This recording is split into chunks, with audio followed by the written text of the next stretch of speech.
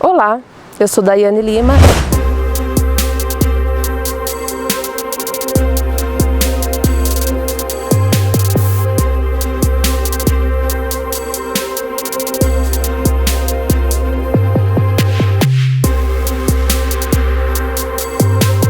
No interior do Brasil, existem muitos lugares e cidades misteriosas. E hoje eu estou em Apucarana, minha querida cidade natal, e eu venho mostrar para vocês Pedras do Cambira. Um lugar que abre discussões para muitas áreas profissionais. Existem profissionais que afirmam que isso é uma obra da natureza, mas existem outras profissionais que já alegam que seriam coisas sobrenaturais. E você? O que você já ouviu sobre este lugar?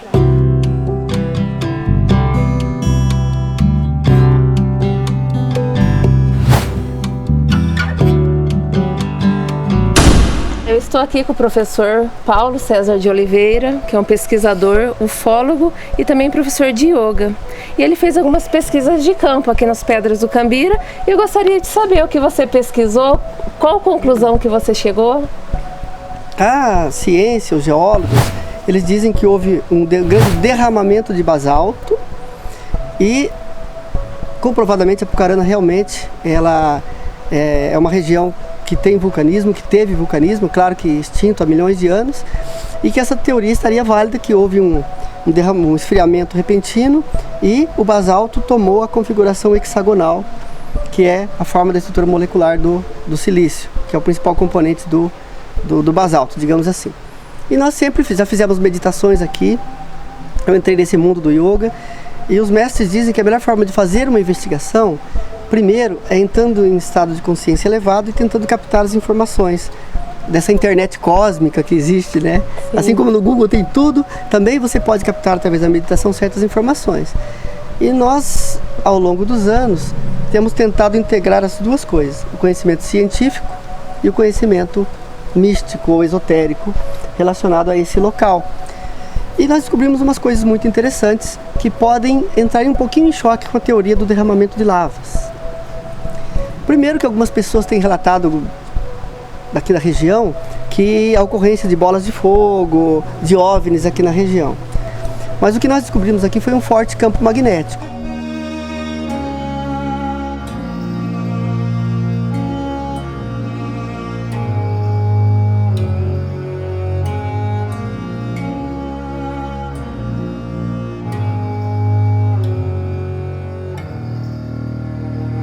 Estou aqui com o Paulo Corruti, o proprietário aqui da área.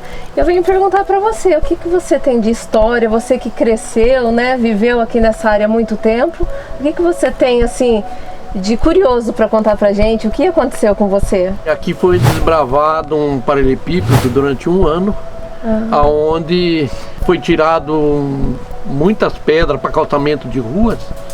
E daí, nesse caso aí, aconteceu uma história comigo, onde eu fiquei doente. Mas você relaciona a sua doença ao quê? Eu acho pelo campo magnético que existe aqui. É uma coisa assim que é sobrenatural, um lugar aqui, né? Então eu acho que eu mexi numa coisa assim que eu não podia mexer. Destruir uma coisa que tem uma energia forte, né? Na hipótese de ter sido uma construção de uma civilização do passado, quem sabe a famosa e lendária mítica Atlântida, talvez, quem sabe. E nós fizemos inclusive análises do material que está entre uma coluna e outra, e realmente ele tem um campo magnético, é magnemita, que é magnetita oxidada. Mas Paulo, me fala uma coisa, e você teve alguma experiência sobrenatural? Eu pessoalmente, em meditação, já tive algumas experiências aqui, sim, lá no Rio. Onde existe um campo magnético, o cérebro humano fica alterado. Então, pode acontecer da pessoa ter percepções extrasensoriais. Entendi. Então, realmente, uma pessoa que tem um pouco de sensibilidade, se ela ficar algum tempo exposta a esse campo magnético, ela vai ter alguns desdobramentos, algumas visões, algumas projeções da consciência, né? Eu, como desde pequeno, tinha um dom da visão, né? De ver as coisas, assim, que todo mundo tem um dom na vida, né? Sim. Então, sempre vi coisas místicas, né? Coisas, às vezes, que a gente pode até falar, os outros até criticar ou não acreditar, mas é uma coisa que é sobre gigante. Eu via muito gigante aqui, né? Pessoas grandes, de 4 metros de altura. E sempre eles às vezes até conversavam comigo no pensamento, no sonho, assim. Eles falavam certas coisas aqui, como eu mexi, que isso aqui não podia ter mexido. Você tira uma foto na pedra que apareceu Nossa Senhora. Lá no rio aparece a imagem de rosário de crucifixo, mais coisas assim. Sempre tem coisas assim místicas que aparecendo aqui, né? Na verdade, a paranormalidade é uma ciência. A física quântica hoje já fala da possibilidade de viagens dimensionais, que na verdade nós vivemos no universo, num universo que na verdade não é um universo, é um multiverso. Na verdade existem universos paralelos que se interpenetram, né? Então eu digo sempre que o yoga é a ciência das religiões, porque quando você pratica yoga, você vai constatar através da sua própria experiência aquilo que os grandes místicos, profetas e sábios já disseram. A meditação também pode ser utilizada para pesquisa científica. O grande Nikola Tesla, tem várias fotos dele meditando numa cadeira, exposto a umas correntes de corrente alternada enormes. Thomas Edison, ele dizia que quando ele chegava numa encruzilhada científica que não tinha resposta, ele tentava até exaustão. Às vezes ele dormia no próprio laboratório e ele acordava com a resposta. Uma coisa que pouca gente sabe é que o próprio Steve Jobs, né, o criador da Apple, o livro de cabeceira dele era a autobiografia de um yogi, do Paramahansa Yogananda. E ele distribuía aquele livro, ele tinha caixas e caixas de livro, e Steve Jobs meditava diariamente, fez uma peregrinação pela Índia. Ou seja, o pai da tecnologia que nós temos atual, que hoje nos permite conversar, estar online com as pessoas, acessar todos os arquivos de conhecimento da Terra, praticamente ele era um meditante. E ele afirma, porque vocês podem procurar na internet, ele afirma que ele meditava diariamente e muitas ideias que ele teve no sistema operacional da Apple, ele teve em meditação. Então quando você medita, você aumenta a sua compreensão do universo. Assim como quando você faz ginástica, você aumenta o músculo, quando você medita, você aumenta a sua inteligência. Isso está comprovado cientificamente, que a meditação altera a plasticidade cerebral. Faremos uma medição do campo magnético aqui através da bússola. Vocês vão ver que existe uma oscilação de coluna para coluna. Observe que o ponteiro foi 30 graus, deixa ele parar, 20 graus. E à medida que eu vou em cada polo da coluna, o ponteiro vai se abrindo mais para a direita da câmera. Aí. Ó, ele vai aumentando o campo magnético e vai alterando, ó. Então podemos ver pequenos ímãs que foram anexados. É um campo muito fraco, mas todas elas juntas, unidas, formam um grande campo magnético. Dizem, isso não pude comprovar, né? Que os aviões que passavam por cima dessa área tinham seus instrumentos de interferência nos seus instrumentos.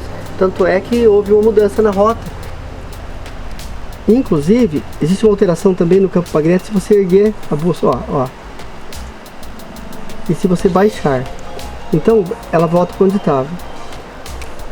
Então nós temos aqui um campo magnético que interfere na bússola. Mas é interessante para vocês verem como essa, entre aspas, jazida de colunas, ela segue, ela é grande, vai por debaixo da terra. Aqui nós estamos no piso.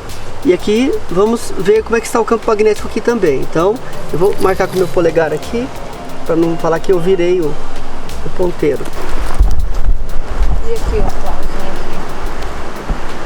Está dando 20 graus de diferença do campo magnético e menos de 1 metro, eu diria 1 metro de distância nós acabamos de medir.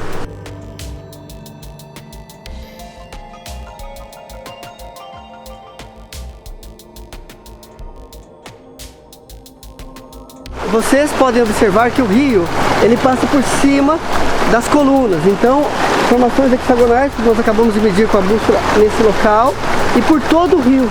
É claro que algumas estão irregulares por conta da erosão, das pedras roladas, porém dá para ver o mesmo perfil, o mesmo sincronismo de pedras hexagonais por todo esse rio. E nós medimos agora com a bússola, o campo magnético que tem aqui é exatamente o contrário do campo magnético que tem do outro lado, onde nós, nas colunas. Isso é algo muito interessante. E legal que por volta de 18 horas, no verão, agora no inverno um pouco antes, em torno de 16 horas, 16h30, quando o sol começa a se pôr do outro lado da montanha, os últimos raios de sol refletem na muralha toda, mas especialmente os últimos raios de sol no lado esquerdo. E ela reflete, como se fosse sabe? Ponto de luz. Um ponto de luz, é maravilhoso. Nós já fizemos Sacro Yoga nesse lugar. Paulo, queria te agradecer imensamente. Eu que Muito agradeço. obrigado, tá? Uma honra. Que você deixar aqui em aberto outros convites para você falar um pouquinho mais pra gente de todo esse assunto que você domina. Obrigado. Obrigada.